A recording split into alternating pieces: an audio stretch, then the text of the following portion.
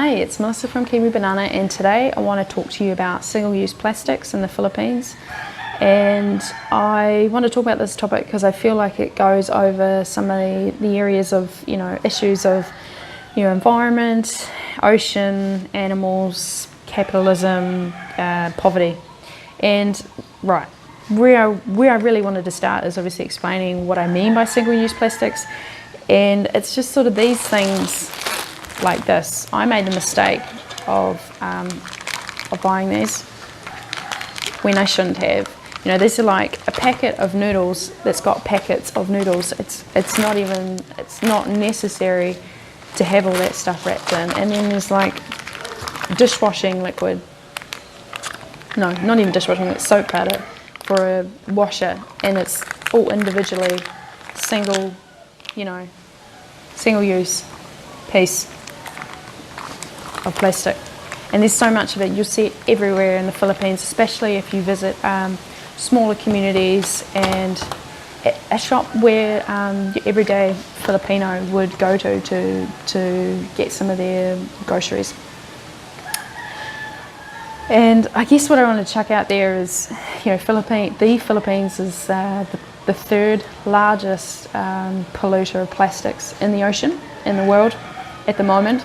And companies like Nestle, Unilever, Procter and Gamble are right up there on helping this problem become bigger.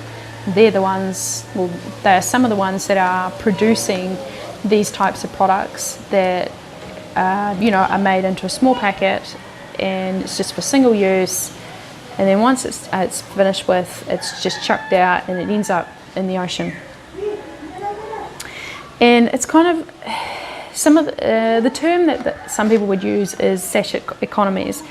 And this explains furthermore where people on limited incomes are pushed to buy cheap goods in small quantities. And Philippines isn't the only country in the world that is a sachet economy. There are many other countries, but I'm just using Philippines as an example because I'm in the Philippines while I record this. And I have myself made those mistakes, and I don't want to sit here and say I'm perfect and I do this and I do that and I never do anything wrong.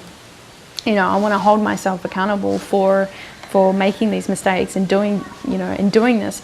I can't undo the mistakes that I've done, but I can try to encourage others to not do it again, and obviously encourage myself to not do something like that again. And this sachet economy is growing with the exploding demand for consumer products, and obviously consumerism, capitalism and things like that have a big part to play in that. And people in the Philippines looking at maybe how super consumerist country, maybe like the US or something, and how they live, and they're looking at them going, oh, I want to live like them. Like, look at them buying all those things and they look happy, and that's the answer to happiness, which we know is not. So I guess please don't make the same mistake I did. If you come here, if you go anywhere, should I say, and please refrain from purchasing these things when you come here as well. Things like recycling don't appear to be in place in a lot of these areas in the Philippines. And I guess, recycling and that is great, and reusing these things are great, but the top thing is just not buying them from the start. Obviously, be the ambulance at the top of the cliff, not the ambulance down the bottom of the cliff, that sort of thing. And use any opportunity you can when you are talking with locals, when you are shopping or purchasing things, to tell them why you wouldn't buy something like that, to tell them that you don't want that plastic straw, or to tell them that no, I don't want a plastic bag, I've got my own reusable bag. And if you've got time and it's the right sort of place and everything like that, tell them a little bit why people are moving away from using those things, and and that you care about what it's going to be like, the environment's going to be like for their children in the future, and try and put a nice friendly touch on it, of course. But also let us know in the comment section down below if you know of any projects where people are trying to educate people in the Philippines or maybe in other countries about these single-use plastics.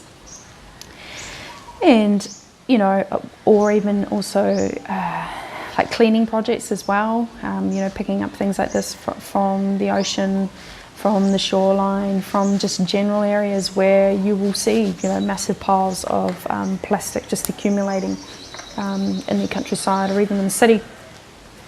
And if you really have no idea what the hell I just talked about, that's all good. I would highly recommend, and I'd say probably the first documentary to start with would probably be Plastic Ocean. It's a reasonably good documentary, and it's come out in 2016. So that would be one I would recommend watching if you want to know what I'm talking about, but also if you want to dive a little bit deeper into this. And, you know, there's always ways, obviously, that we can be trying to minimise our use of plastic, and also not even using it if we can not. Zero waste is a good movement that is in that direction, and minimalism is a step along that direction as well.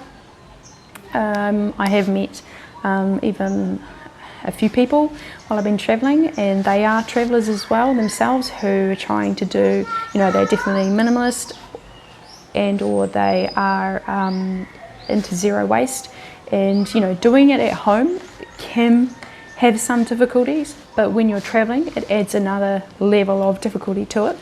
But there is definitely people out there doing it, and just being mindful is obviously the first step.